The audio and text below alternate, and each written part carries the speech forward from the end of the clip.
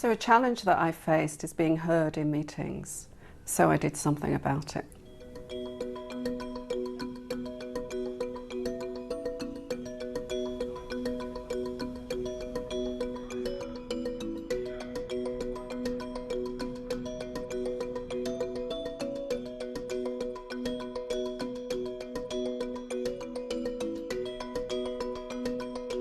I always remember a particular meeting when the manager came up to me afterwards and said, "Well done, it was great to hear from you."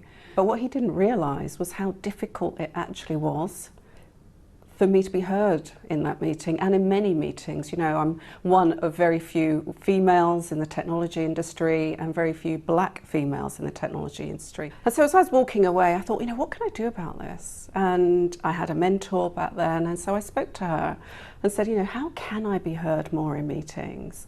And she said, one of the things we can do is you could ask your manager to help you, to create the space for you so you can be heard. Her and we got hold of the agenda for the next upcoming meeting.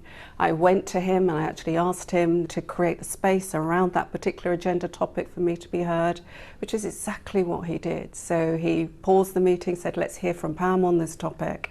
And so I was able to add my point of view in a much more comfortable way because I'd rehearsed. And that's a piece of advice that I still give people today. If you're self-conscious about being heard in meetings, prepare by getting hold of the agenda.